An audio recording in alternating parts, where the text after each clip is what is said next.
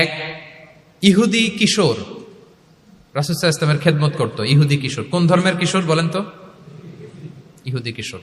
প্রায় আসতো রাসূল সাল্লাল্লাহু আলাইহি ওয়াসাল্লামের কাছে, আসতো রাসূল সাল্লাল্লাহু আলাইহি ওয়াসাল্লামের সেবা করত, কিন্তু তাকে কখনো রাসূল সাল্লাল্লাহু আলাইহি ওয়াসাল্লাম দিনের দাওয়াত দেন নাই।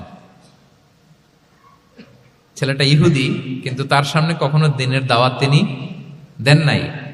তো একদিন দেখে যে ওই ছেলে আসে না, লাগাতার এরকম কয়েকদিন যাবত ওই ছেলে আর আসে না। তখন রাসূল সাল্লাল্লাহু আলাইহি ওয়াসাল্লাম খোঁজ নিলেন যে কি হয়েছে। তখন রাসূল সাল্লাল্লাহু আলাইহি ওয়াসাল্লাম শুনতে পেলেন যে ছেলেটা অসুস্থ।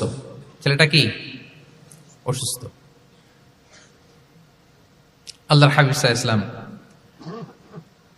তার বাসায় গেলেন, যে দেখতেন যে বিছানায় পড়ে আছে ছেলেটা।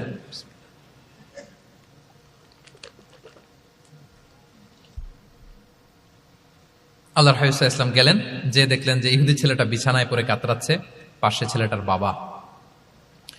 রাসূল সাল্লাল্লাহু আলাইহি ওয়াসাল্লাম তার মাথায় হাত বুলিয়ে দিলেন, তার খোঁজ খবর নিলেন।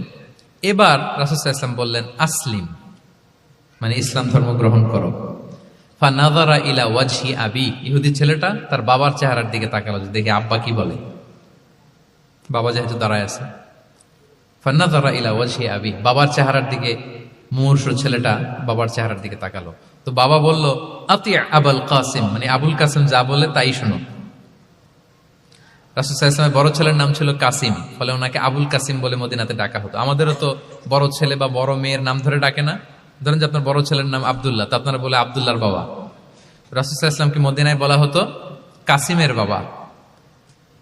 তো ছেলেটা যখন বাবার চেহারার দিকে তাকালো, বাবা বলল, আতি আবুল কাসিম, তুমি আবুল কাসিমের অনুসরণ করো, যা বলে তাই শোনো। ছেলেটা তখন পড়তে আরম্ভ করলো, আশহাদু আল্লা ইলাহা ইল্লাল্লাহ ওয়া আশহাদু আন্না মুহাম্মাদুর রাসূলুল্লাহ, মানে মুসলিম হয়ে গেল। রাসূল সাল্লাল্লাহু আলাইহি ওয়াসাল্লাম ইহুদিদের ঘর থেকে বের হয়ে আসলেন আর বললেন, আলহামদুলিল্লাহিল্লাযী আনকাযাহু মিনান নার, বুখারীর বর্ণনা।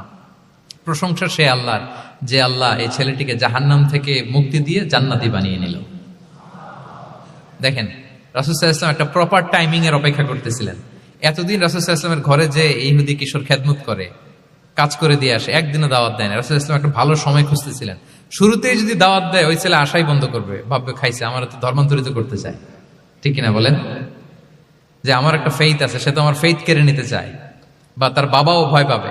রাসূল সাল্লাল্লাহু আলাইহি ওয়াসাল্লাম যখন অনেকদিন তার সাথে মিশলেন, রাসূল সাল্লাল্লাহু আলাইহি ওয়াসাল্লামের ব্যক্তিত্ব, রাসূল সাল্লাল্লাহু আলাইহি ওয়াসাল্লামের কথা বার্তা, আচরণ, মানসিকতা সব দেখে যখন এই ইহুদি ছেলে, তার বাবা ইমপ্রেসড, এবং ছেলেটা শুয়ে আছে বিছানায় মুমূর্ষ, এই প্রপার একটা টাইমিং এর অপেক্ষা রাসূল সাল্লাল্লাহু আলাইহি ওয়াসাল্লাম ছিলেন। যখনই সেই সময়টা এসেছে, রাসূল সাল্লাল্লাহু আলাইহি ওয়াসাল্লাম দাওয়াত দিলেন, মুহূর্তের মধ্যে ক্লিক।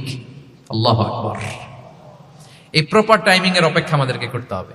এই সুযোগটা কিন্তু আপনাদের আছে। আমি শুরুতেই বলেছি যে ডক্টরস যারা, তাদের কাছে মানুষ কখন আসে? সুদিনকালে না।